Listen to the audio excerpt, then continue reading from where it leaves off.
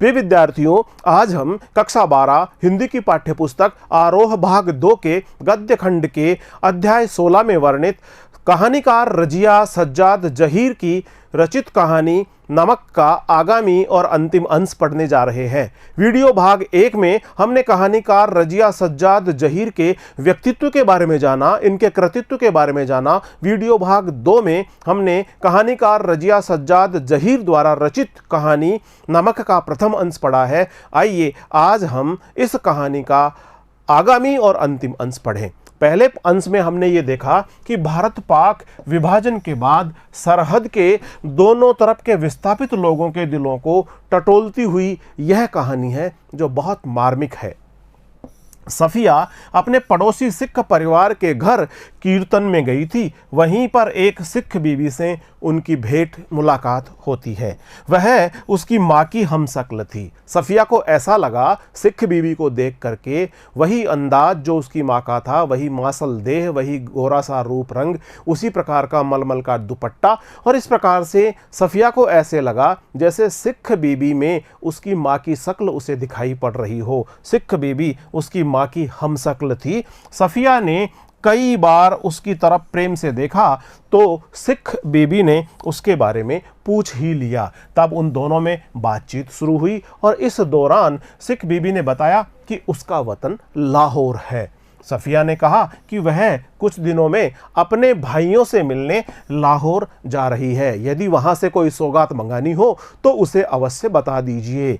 लाहौर की याद आने पर सिख बीबी बहुत भावुक हो उठी। अपनी मातृभूमि की याद करके सिख बीबी भावनाओं से भर उठी। उसने सफिया से अपने वतन का थोड़ा सा लाहौरी नमक लाने की इच्छा प्रकट की। उसने कहा यदि लाना ही चाहें तो वहां से हमारे वतन का लाहौर का थोड़ा सा नमक आप अवश्य साथ लेकर के आना। सफिया 15 दिन तक लाहौर में रही। उसे वहां पर अतिशय स्नेह मिला और शुभचिंतकों का और संबंधियों का बहुत सारा प्यार मिला, स्नेह मिला, और उन लोगों ने उसे बहुत सारे उपहार भी दिए। वह वापसी की तैयारी करने लगी और अपना सामान बांधने लगी। उसने 1 किलो लाहौरी नमक भी अपने साथ एक पुड़िया में पैक कर लिया, पुड़िया में बांध लिया। वह अन्य सामान के साथ उसकी भी पैकिंग करने में लगी थी। सफिया का भाई बहुत बड़ा पुलिस का अधिकारी था, पुलिस अफसर था। सफिया ने उससे पूछा कि क्या वहां से यानी लाहौर से नमक हिंदुस्तान में ले जाना गैर कानूनी है? भाई ने जवाब दिया, हाँ, यहाँ से भारत में नमक ले जाना गैर कानूनी है। भाई ने उसे समझाया कि कस्टम वाले उसकी तलाशी लेंगे। तब सफिया ने सिख बीबी के संबंध में बताया और कहा कि वह उसके लिए यह नमक हर हालत में लेकर के जाना चाहती है, क्योंकि सिख बीबी से उसने वायदा किया था और वह अपने वायदे को पूरा पूरा निभाना चाहती थी। तो उसने इस संबंध में ये बताया कि वह सिख बीबी के लिए यह इस नमक को अवश्य ही हिंदुस्तान लेकर के जाएगी। सफिया ने नमक की पुड़िया को अपने सामान में बांध लिया और इस प्रकार से हमने पिछले अंश में ये सब देखा। अब आगामी अंश हम इस कहानी का पढ़ रहे हैं। नमक कहानी का लगातार वाला भाग हम देख रहे हैं और इस नमक कहानी की कहानीकार है उर्दू की बेहद लोकप्रिय कथाकार कहानीकार रजिया सज्जाद जहीर। कल वह लाहौर से चली जाएगी, हो सकता है साल भर बाद फिर आए। कल वह लाहौर से चली जाएगी, हो सकता है कि वापस लाहौर आने में उसे 1 साल का वक्त लग जाए। वह हो सकता है कि साल भर बाद वह फिर से लाहौर आए। 1 साल से पहले तो वह आ भी नहीं सकती थी और यह भी हो सकता था कि अब कभी न आ सके। और इस प्रकार बहुत भावुक स्थिति में, बहुत भावनाओं से भरकर भावुक मन स्थिति में वह अपने मन में ऐसा विचार कर रही थी कि हो सकता है वह साल भर बाद लाहौर वापस लौटे, या हो सकता है कि वो फिर जीवन में कभी भी लाहौर न लौट सके।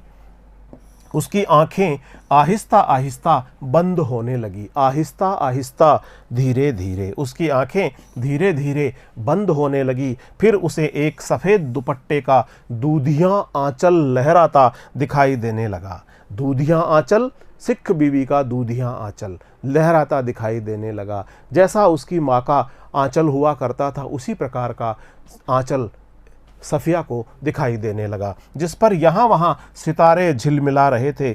हमें वहाँ से आए तो बहुत दिन हो गए, यहाँ हमारी कोठी भी है, बिजनेस भी, हम यहाँ बस भी गए हैं, पर हमारा वतन तो जी लाहौर ही है। और सिख बीबी की याद सफ़िया को हो आई और वह मन ही मन इस बातों को याद करने लगी। उसे एक सफ़ेद दुपट्टे का दूधिया लहराता हुआ आंचल दिखाई देने लगा, जिस पर यहाँ वहाँ सितारे झिलमिला रहे थे। हमें वहाँ से आए तो बहुत दिन हो गए जी। सिख बीबी ने सफ़िया से कहा था कि उनको लाहौर से हिंदुस्तान आए बहुत समय हो गया है और यहाँ पर हिंदुस्तान में आने के बाद अब उनकी एक अच्छी सी कोठी बन गई है, बड़ा आलीशान बड़ा सारा मकान उन्होंने बनवा लिया है, यहाँ पर उनका बहुत अच्छा व्यापार चलता है, हम यहाँ बस भी गए हैं, पर हमारा वतन तो लाहौर ही है। वतन से आशय है मातृभूमि, हमारी जन्मभूमि तो लाहौर ही है। फिर दिखा इकबाल का मकबरा, उसके पश्चात उनको इकबाल का मकबरा दिखा, समाधि एक मकबरा। लाहौर का किले के पीछे डूबते हुए सूरज की नारंगी किरणें, आसपास से फैलता उभरता अंधेरा, उस रंगीन अंधेरे में बहती हुई नरम हवा। और इस प्रकार वहाँ की जो प्राकृतिक दृश्यावली है, प्राकृतिक वातावरण है और वहाँ की जो सांस्कृतिक एवं ऐतिहासिक पृष्ठभूमि में जुड़ी हुई चीज़ें हैं, स्मारक हैं, जो यादें हैं, वो सब जीवंत होती हुई दिखी। फिर दिखा इकबाल का मकबरा, लाहौर का किला, किले के पीछे डूबते हुए सूरज की नारंगी किरणें, आसपास से फैलता उभरता अंधेरा और उस रंगीन अंधेरे में बहती हुई नरम नरम हवा का एहसास सफ़िया को गुदगुदा रहा था, रोमांचित कर रहा था। उस हवा में रची हुई से आशय है मिली हुई मौलसिरी की खुशबू, मौलसिरी जो वृक्ष है उसकी खुशबू उस हवा में रची बसी थी, उसमें घुली मिली थी। और मकबरे की सीढ़ियों पर बैठे हुए दो इंसान सिर झुकाए चुपचाप उदास जैसे दो बेजान परछाइयाँ।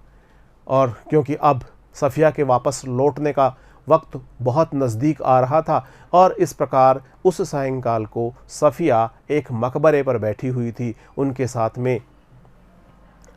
साथ में एक इंसान और थे, चुपचाप थे, उदास थे और जैसे बेजान परछाई होती है, उस प्रकार का भाव यहाँ कहानीकार ने इन पंक्तियों के माध्यम से व्यक्त किया है। तो तुम कल चली जाओगी, हाँ अब कब आओगी मालूम नहीं, शायद अगले साल, शायद कभी नहीं। दोनों के बीच में जो वार्तालाप हो रहा है वो इस प्रकार से है, तो तुम कल चली जाओगी, ये पूछा जा रहा है सफ़िया से कि तुम कल चली जाओगी। सफ़िया ने उत्तर दिया, हाँ अब कब आओगी, वापस कब लौटोगी मालूम नहीं, शायद अगले साल या शायद कभी नहीं। इस प्रकार का जवाब सफ़िया ने दिया। अचानक उसकी आंखें खुल गई, शायद उसने मकबरे की सीढ़ियों के नीचे लगी दूब से एक पत्ती तोड़ी थी जिस पर ठंडी ओस जमनी शुरू हो गई थी। हुआ यह था कि नींद में करवट लेते हुए उसका हाथ कीनुओं से लबालब भरी टोकरी पर जा पड़ा था और रात्रि में सोते समय स्वप्न में उसे इस प्रकार का एहसास हो रहा था कि वह मकबरे पर बैठी हुई है, दो इंसान बैठे हैं, चुपचाप सुस्त और उदासी का सा माहौल है। आपस में पूछा जा रहा है कि तुम वापस लौट रही हो, तुम वापस हिंदुस्तान जा रही हो, अब लौटकर वापस लाहौर कब आओगी। अचानक उसकी आंखें खुल गई। शायद उसने मकबरे की सीढ़ियों के नीचे लगी दूब से एक पत्ती तोड़ी थी जिस पर ठंडी ओस जमनी शुरू हो गई थी। हुआ यह था कि नींद में करवट लेते हुए उसका हाथ कीनुओं से लबालब कहते हैं पूरी तरह से भरी हुई टोकरी पर जा पड़ा था। कीनू रसीले थे, ठंडे थे, कीनू रसीले ठंडे कीनू, जिनको देते वक्त उसके दोस्त ने कहा था, उसके दोस्त ने उसे उपहार स्वरूप कीनू दिए थे, कीनू के फल की टोकरी उसे दी थी। और इन कीनू के फलों को प्राप्त करते समय उसके दोस्त ने कहा था, यह हिंदुस्तान पाकिस्तान की एकता का मेवा है, यह हिंदुस्तान और पाकिस्तान को जोड़ने के लिए एकता का मेवा है। सफ़िया फर्स्ट क्लास के वेटिंग रूम में बैठी हुई थी। वापस लौटते समय सफ़िया फर्स्ट क्लास के प्रथम श्रेणी के वेटिंग रूम में प्रतीक्षा कक्ष में बैठी हुई थी। वेटिंग रूम से आशय है प्रतीक्षा कक्ष में, फर्स्ट क्लास से आशय है प्रथम श्रेणी के। दिल्ली तक का किराया उसके भाई ने दिया था। वापस लौटते समय दिल्ली तक का किराया उसके भाई ने चुकाया था। वह हाथ में टिकट दबाए वेटिंग रूम के बाहर प्लेटफॉर्म पर टहल रहा था। उसका भाई, सफिया का भाई, हाथ में टिकट दबाए और वेटिंग रूम के बाहर प्लेटफॉर्म पर टहल रहा था। वह अंदर बैठी चाय की प्याली हाथ में लिए कीनुओं की टोकरी पर निगाहें जमाए यह सोच रही थी कि आसपास इधर उधर इतने सारे लोग हैं, लेकिन सिर्फ वही जानती है कि टोकरी की तह में, टोकरी के तल में, कीनुओं के नीचे नमक की पुड़िया है।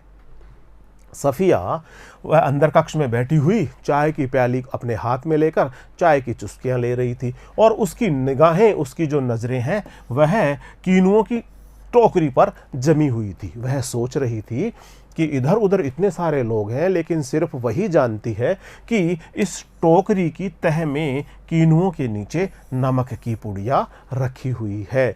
जब उसका सामान कस्टम पर जांच के लिए बाहर निकाला जाने लगा तो उसे एक झिरझिरी सी आई। झिरझिरी से आसे होता है कंपन सा हुआ। जैसे ही उसका सामान कस्टम जांच पर दो देशों की सरहद पर जो सामान के आने जाने और यात्रियों की जांच होती है उसे कस्टम कहा जाता है। जैसे ही सफिया का सामान कस्टम पर जांच के लिए बाहर निकाला जाने लगा तो उसे एक झिरझिरी सी हुई, उसे एक कंपन सा हुआ और एकदम से उसने फैसला किया कि मोहब्बत का यह तोहफा चोरी से नहीं जाएगा। मोहब्बत का तोहफा, मोहब्बत का तोहफा किसे कहा गया है? मोहब्बत का तोहफा लाहौरी नमक की पुड़िया को कहा गया है। तो मोहब्बत का यह तोहफा चोरी से नहीं जाएगा, नमक कस्टम वालों को दिखाएगी वह। ऐसा उसने फैसला कर लिया। इस प्रकार का उसने तय कर लिया, ऐसा फैसला कर लिया कि मोहब्बत का तोहफा चोरी से लेकर नहीं जाएगी। वह इस नमक को कस्टम वालों को अवश्य दिखाएगी। उसने जल्दी से पुड़िया निकाली और हैंड बैग में रख ली, जिसमें उसका पैसों का पर्स और पासपोर्ट आदि रखा हुआ था। एक देश से दूसरे देश की यात्रा करने के लिए पासपोर्ट की ज़रूरत होती है। इसे हिंदी में पारपत्र कहा जाता है। पासपोर्ट को हिंदी में पारपत्र कहा जाता है। तो उसने जल्दी से वो नमक की पुड़िया निकाल ली और हैंडबैग में, जो उसके हाथ में जो बैग था, हाथ में जो उसका रुपया पैसा सामान इत्यादि रखने का जो बैग था, उसमें रख लिया और उस जिसमें उसका पैसों का पर्स और पासपोर्ट इत्यादि भी रखे थे। जब सामान कस्टम से होकर रेल की तरफ चला तो वह एक कस्टम अफसर की तरफ मुड़ी। ज़्यादातर मेज़ें खाली हो चुकी थी, एक दो पर इक्का दुक्का सामान रखा था। वहीं एक साहब खड़े थे, लंबा कद, दुबला पतला जिस्म, खिचड़ी बाल, आँखों पर ऐनक। जब वह आगे बढ़ी तो वहाँ पर एक सज्जन खड़े थे। उन सज्जन का चेहरा और चेहरा मोहरा किस प्रकार का था उसके बारे में कहानीकार हमें यहाँ बता रही है इन पंक्तियों के माध्यम से कि वहीं पर एक साहब खड़े थे। उनका कद लंबा था, दुबला पतला उनका शरीर था, उनके बाल खिचड़ी थे। खिचड़ी बाल से आशय है आधे सफ़ेद और आधे काले बाल थे उनके। खिचड़ी बाल, आधे सफ़ेद और आधे काले से बाल। आँखों पर ऐनक, ऐनक से आशय है चश्मा, आँखों पर उन्होंने चश्मा लगा रखा था। दुबला पतला जिस्म था, जिस्म से आशय है शरीर, उनका शरीर दुबला पतला था, लंबा कद था, आँखों पे उन्होंने चश्मा लगा रखा था, खिचड़ी से बाल थे। वे कस्टम अफसर की वर्दी पहने तो थे, वर्दी से आशय है गणवेश, वस्त्र, कस्टम अधिकारी का गणवेश पहने हुए थे, कस्टम अधिकारी की वर्दी पहने हुए थे, मगर उन पर वह कुछ जच नहीं रही थी। कस्टम अधिकारी पर वह वर्दी जच नहीं रही थी। यहाँ कहानीकार यह कहना चाह रही है कि वह कस्टम अधिकारी की तरह बहुत कड़क और सख्त मिजाज वाले अधिकारी मालूम नहीं पड़ते थे। वो मोहब्बत से भरे नरम दिल वाले जिंदा दिल इंसान भी दिखाई पड़ते थे। यह वर्दी उनके ऊपर जच नहीं रही थी। सफिया कुछ हिचकिचाकर बोली, मैं आपसे कुछ पूछना चाहती हूँ। सफिया ने हिचकिचाते हुए उन कस्टम अधिकारी से नज़दीक जाकर के ऐसा कहा कि वह उनसे कुछ पूछना चाहती है। उन्होंने नज़र भरकर उसे गौर से देखा, नज़र भरकर पूरी तरह से उसे गौर से देखा। गौर से यानी बहुत ध्यानपूर्वक देखा। बोले, फरमाइए। मैं आपसे कुछ पूछना चाहती हूँ। तो कस्टम अधिकारी ने कहा, फरमाइए। उनके लहजे ने सफिया की हिम्मत बढ़ा दी। बहुत विनम्रता से, बहुत शालीनता से कस्टम अधिकारी ने कहा, फरमाइए। और जैसा लहजा कस्टम अधिकारी का था, उस लहजे ने सफिया की हिम्मत बढ़ा दी। आप कहाँ के रहने वाले हैं?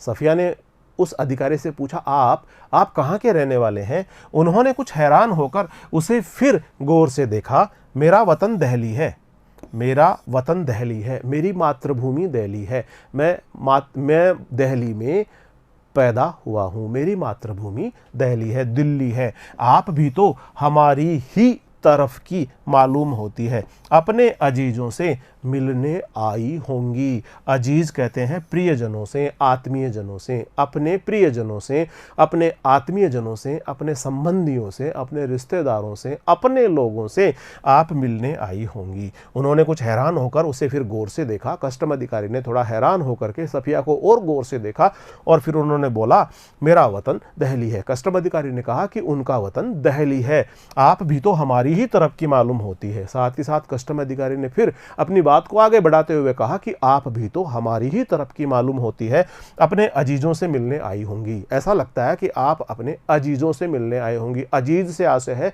अपने स्नेहिल जनों से, अपने प्रियजनों से, अपने आत्मीय जनों से मिलने आई होंगी। जी हाँ, मैं लखनऊ की हूँ, अपने भाइयों से मिलने आई थी, वे लोग इधर आ गए हैं। आपको भी तो शायद इधर आए।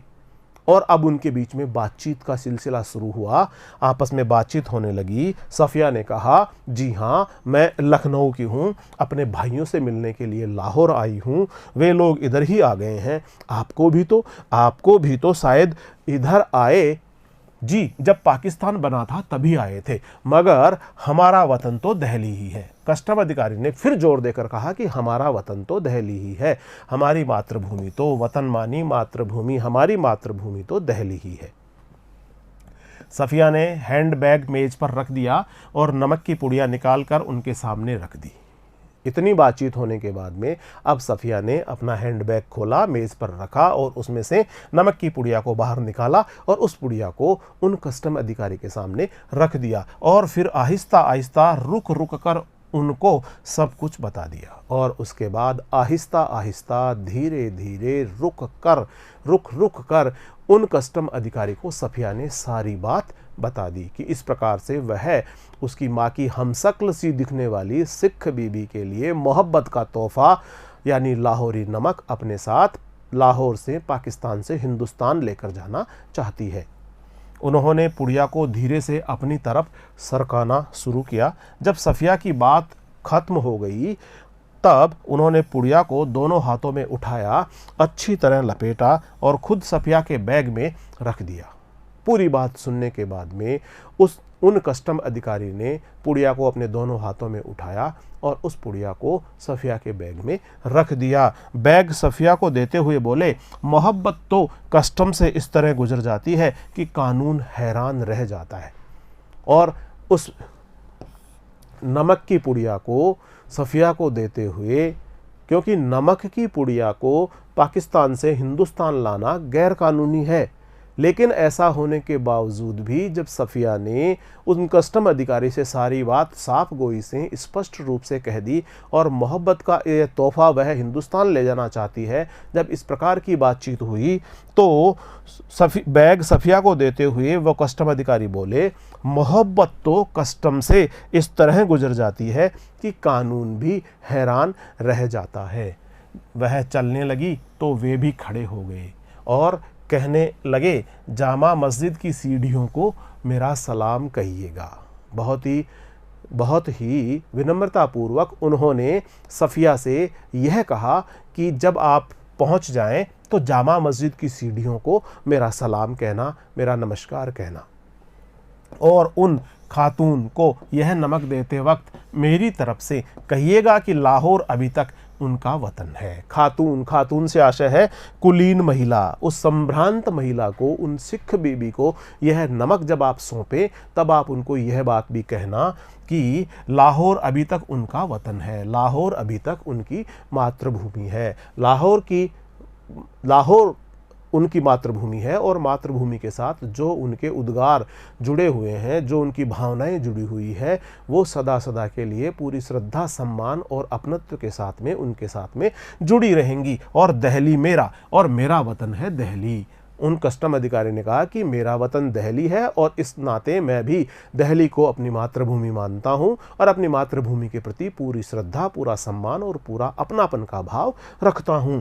तो बाकी सब रफ्ता रफ्ता धीरे धीरे ठीक हो जाएगा। तो इस प्रकार से हम दोनों ही अलग अलग वतन के रहने वाले लोग अपने अपने हृदय में अपनी मातृभूमि के प्रति बहुत ऊंचा भाव रखते हैं। सफिया कस्टम के जंगले से निकलकर दूसरे प्लेटफॉर्म पर गई और वे वहीं खड़े रहे। और इस प्रकार सफिया अब प्लेटफॉर्म से आगे बढ़ करके जा रही है और कस्टम अधिकारी वहीं पर खड़े होकर के सफिया को जाते हुए देखते हैं। प्लेटफॉर्म पर उसके बहुत से दोस्त, भाई, रिश्तेदार थे। हसरत से आशय होता है बहुत इच्छा से, अरमान से। हसरत भरी नज़रों, बहते हुए आंसुओं, ठंडी सांसों और भिचे हुए होठों को बीच में से काटती हुई रेल सरहद की तरफ बढ़ी। कहानीकार ने इन शब्दों के माध्यम से एक बहुत ही खूबसूरत सा दृश्य हमारे आंखों के समक्ष जीवंत कर दिया है। प्लेटफॉर्म पर बहुत सारे दोस्त थे, बहुत सारे भाई और रिश्तेदार थे। इस हसरत भरी निगाहों से एक दूसरे को देख रहे थे, जो आ रहे थे, जा रहे थे, जिनको विदा किया जा रहा था, जिनको आगे आने के लिए फिर वादे किए जा रहे थे। बहते हुए आंसू एक दूसरे के साथ में भावनात्मक रूप से लगाव की बात कह रहे थे। हृदय की जो भावनाएं हैं उनका आदान प्रदान किया जा रहा था। ठंडी सांसों और भिजे हुए होठों को बीच में से काटती हुई रेल सरहद की सीमा की तरफ अब बढ़ने लगी थी। अटारी है भारत पाकिस्तान की सीमा पर एक स्थान है जिसे अटारी कहा जाता है। अटारी में पाकिस्तानी पुलिस उतरी और हिंदुस्तानी पुलिस सवार हुई।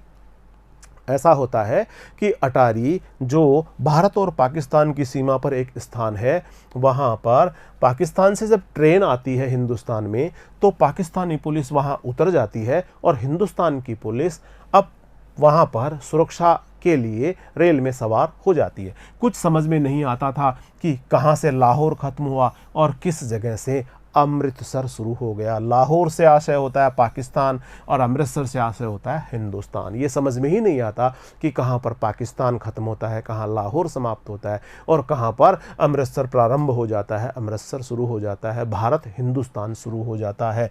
एक ज़मीन थी, एक ज़बान थी। एक ज़मीन थी, एक ज़बान थी। ज़बान से आशय होता है भाषा, एक ही प्रकार की भाषा बोलना।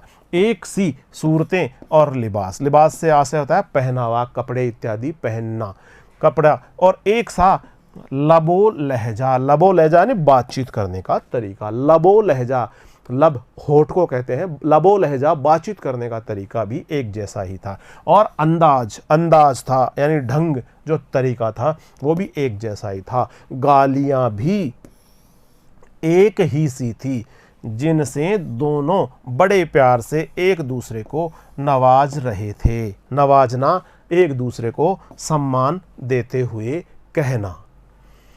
तो कुछ समझ में नहीं आता था कि कहाँ से लाहौर ख़त्म हुआ और किस जगह से अमृतसर शुरू हुआ। एक ही ज़मीन थी, एक ही ज़बान थी, एक ही प्रकार की लोग भाषा बोल रहे थे, एक सी सूरतें और लिबास, एक ही प्रकार की शक्ल वाले लोग थे, ऐसे ही वस्त्र उन्होंने एक दूसरों ने पहन रखे थे। एक सा लबो लहजा, बोलने का, बातचीत करने का जो लहजा था वो भी एक जैसा ही था और अंदाज था। गालियाँ भी एक जैसी थी, जिसे बड़े प्रेम से एक दूसरे को देखते हुए बहुत आनंद का भाव महसूस कर रहे थे। बस मुश्किल सिर्फ इतनी थी कि भरी हुई बंदूकें दोनों के हाथ में थी, लेकिन दोनों के हाथ में भरी हुई बंदूकें थी। अमृतसर में कस्टम वाले फर्स्ट क्लास वालों के सामान की जांच उनके डिब्बे के सामने ही कर रहे थे। जब ये ट्रेन अमृतसर में पहुंची तब कस्टम वाले फर्स्ट क्लास वालों के जो प्रथम श्रेणी यात्री थे उनके सामान की जांच उनके डिब्बों के सामने ही कर रहे थे। सफिया का सारा सामान देखा जा चुका तो वह उन नौजवान कस्टम अफसर की ओर बढ़ी जो बातचीत और सूरत से बंगाली लगते थे। जैसे ही अब सफिया का सामान देखा जा चुका था तब वह नौजवान कस्टम अधिकारी की ओर बढ़ी, जो बातचीत से और हुलिये से, सूरत से बंगाली जैसे लगते थे। वह उनके पास जाकर बोली, देखिए मेरे पास नमक है थोड़ा सा। वह उन कस्टम अधिकारी के पास जाकर बोली, सफ़िया उन कस्टम अधिकारी के पास जाकर के बोली, जो शक्ल सूरत से बंगाली से दिखाई पड़ रहे थे। वह उनसे जाकर के बोली, देखिए मेरे पास थोड़ा सा नमक है। फिर उसने हैंडबैग खोला और वह पुड़िया उनकी तरफ बढ़ाते हुए, अटकते, झिझकते, हिचकिचाते हुए उनको सब कुछ कह सुनाया। और फिर उसने बड़े हिचकते हुए, बड़ी झिझकते हुए, हिचकिचाहट में सारा का सारा वाकया, सारी की सारी घटना, किस प्रकार से वह मोहब्बत के तोहफे के रूप में लाहौरी नमक को लेकर आई थी, सारी बात उन कस्टम अधिकारी को कह सुनाई। उन्होंने सिर झुका लिया था, सुनते रहे, बीच बीच में सिर उठाते रहे, गौर से उसे देखते फिर सुनने लगते। और वह कस्टम अधिकारी भी उस महिला को बहुत गौर से देखते, सुनते रहे और उस महिला द्वारा यानी सफ़िया द्वारा कही जाने वाली बातों को बहुत ही ध्यानपूर्वक वह कस्टम अधिकारी पूरी तरह से सुनते रहे। बात पूरी हो गई तो उन्होंने एक बार फिर सफ़िया को ऊपर से नीचे तक देखा, धीरे से बोले, इधर आइए जरा। चलते चलते उन्होंने एक दूसरे से कहा, इनके सामान का ध्यान रखिएगा। प्लेटफॉर्म के सिरे पर एक कमरा था, वे उसके अंदर घुसे। सफ़िया दाखिल होते हिचकिचाई। थोड़ा हिचकिचाहट का भाव सफ़िया को अंदर दाखिल होते समय महसूस हुआ। वे मुस्कराकर बोले, आइए आइए आइए आइए न। जेब से रुमाल निकालकर उन्होंने कुर्सी को झाड़ा। सफ़िया को सम्मान देते हुए उन्होंने कुर्सी को झाड़ कर साफ किया और बोले, बैठिए, और बोले, यहाँ पर विराजिए, यहाँ बैठिए। सफ़िया ने पुड़िया और बैग को मेज पर रख दिया। बाहर की तरफ झांक कर उन्होंने एक पुलिस वाले को इशारा किया। सफ़िया के पैर तले की ज़मीन खिसकने लगी। पैर तले की ज़मीन खिसकना, होश उड़ जाना। पैर तले की ज़मीन खिसकना मुहावरे का अर्थ है होश उड़ जाना, बहुत अधिक भयभीत सा हो जाना। सफ़िया भयभीत सी हो गई, उसके होश उड़ने लगे, उसके पैरों के तले की ज़मीन खिसकने लगी। अब क्या होगा पता नहीं, उसके साथ क्या घटनाक्रम घटित होने जा रहा है। 2 चाय लाओ अच्छी वाली। पुलिस वाला सफ़िया को घूरता हुआ चला गया। पुलिस वाला सफ़िया को घूरता हुआ चला गया। कस्टम अधिकारी ने कहा, 2 चाय लाओ अच्छी वाली। फिर उन्होंने मेज की दराज खींची और उसमें अंदर दूर तक हाथ डालकर एक किताब निकाली। किताब को सफ़िया के सामने रख कर उन्होंने पहला सफ़ा खोल दिया। सफ़ा से आशय होता है पृष्ठ। पहला उस किताब का पहला पृष्ठ खोल दिया। उन कस्टम अधिकारी ने अपनी कुर्सी पर बैठ करके, अपनी सीट पर बैठ करके मेज की दराज खींची और उसके अंदर से उन्होंने एक पुस्तक निकाली, एक किताब निकाली और किताब को सफ़िया के सामने रख कर उसका पहला पन्ना खोल लिया। बाईं ओर नज़रुल इस्लाम की तस्वीर थी। उस पुस्तक के बाईं ओर नज़रुल इस्लाम की तस्वीर थी। बांग्लादेश के एक प्रसिद्ध क्रांतिकारी कवि हैं नज़रुल इस्लाम, उनकी तस्वीर थी और टाइटल वाले सफ़े पर अंग्रेजी के कुछ धुंधले शब्द थे। और जहाँ पर किताब का टाइटल लिखा होता है, किताब का नाम लिखा होता है, टाइटल से आशय जहाँ शीर्षक लिखा होता है, जहाँ नाम लिखा होता है, वहाँ पर अंग्रेजी के कुछ धुंधले शब्द थे। शम्सुल इस्लाम की तरफ से सुनील दास गुप्त को प्यार के साथ, ढाका 1946। उस पुस्तक के पहले सफ़े पर, पहले पृष्ठ पर जो लिखा हुआ था वो इस प्रकार से था। बाईं ओर नज़रुल इस्लाम की तस्वीर थी और टाइटल वाले सफ़े पर अंग्रेजी के कुछ धुंधले शब्द थे और उसके अंदर जो पृष्ठ पर लिखा था वो लिखा था, शम्सुल इस्लाम की तरफ से सुनील दास गुप्त को प्यार के साथ, ढाका 1946। तो आप क्या ईस्ट बंगाल के हैं? ईस्ट से आशय है पूर्व, ईस्ट से आशय है पूर्व। और यह है शम्सुल इस्लाम, ये बांग्लादेश के प्रसिद्ध कवि हैं। बांग्लादेश के प्रसिद्ध कवि शम्सुल इस्लाम की तरफ से सुनील दास गुप्त को, जो कस्टम अधिकारी है, उनको प्यार के साथ इस पुस्तक को भेंट किया गया था ढाका 1946 में। तो क्या आप ईस्ट बंगाल के हैं, पूर्वी बंगाल के हैं? हाँ, मेरा वतन ढाका है।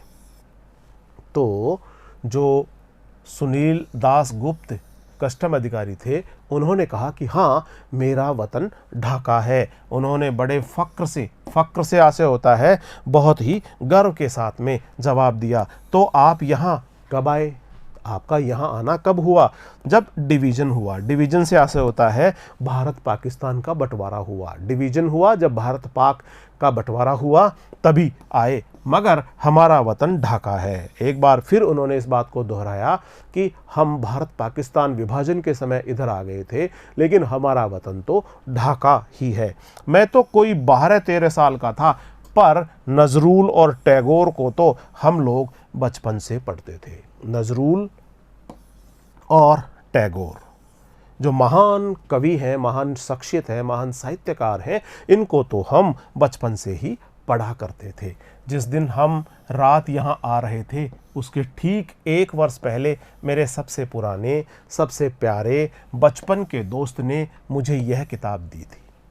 सबसे प्यारे, सबसे पुराने बचपन के दोस्त ने इस कस्टम अधिकारी को यह वाली पुस्तक सप्रेम भेंट की थी। उस दिन मेरी सालगिरह थी। सालगिरह से आशय होता है वर्षगांठ, जन्मदिन होना थी। फिर हम कलकत्ता रहे, पढ़े, नौकरी भी मिल गई, पर हम वतन आते जाते थे और इनका वतन था ढाका। ये वतन आते जाते थे, कलकत्ता में रहने लगे, पढ़े लिखे, नौकरी मिल गई और इस प्रकार से ये अपने आप को हिंदुस्तान में ही इनको कस्टम अधिकारी की नौकरी मिल गई, लेकिन यह अपना वतन ढाका ही मानते हैं। वतन से आशय है मातृभूमि। हम वतन यानी हमारी जो मातृभूमि है वह ढाका है और हम मातृभूमि में आते जाते हैं। वतन? सफ़िया ने जरा हैरान होकर पूछा। मैंने आपसे कहा न कि मेरा वतन ढाका है। मेरी मातृभूमि ढाका है जो पाकिस्तान में स्थित है। उन्होंने जरा बुरा मानकर कहा, हाँ हाँ ठीक है ठीक है। सफ़िया जल्दी से बोली, हाँ हाँ ठीक है ठीक है। सफ़िया जल्दी से बोली, तो पहले तो बस इधर ही कस्टम था, अब उधर भी कुछ गोलमाल हो गया है। गोलमाल होने से आशय है गड़बड़ हो जाना। पहले तो इधर ही कस्टम था, लेकिन अब उधर भी गोलमाल हो गया है, सब कुछ गड़बड़ हो गया है। उन्होंने चाय की प्याली सफ़िया की तरफ खिसकाई और खुद एक बड़ा सा घूंट भरकर बोले, वैसे तो डाब कलकत्ता में भी होता है, जैसे नमक यहाँ भी होता है, पर हमारे यहाँ के डाब की क्या बात है। हमारी ज़मीन, हमारे पानी का मज़ा ही कुछ और है। डाब से आशय होता है कच्चा नारियल। डाब से आशय है कच्चा नारियल। कच्चा नारियल तो कलकत्ता में भी होता है, जैसे नमक यहाँ होता है, हिंदुस्तान में होता है, जैसे नमक लाहौर में होता है, उसी प्रकार हमारे यहाँ भी डाब की क्या बात है। यानी जो डाब हमारा होता है, जो कच्चा नारियल होता है, उसका स्वाद, उसकी गुणवत्ता एक अलग ही प्रकार की है।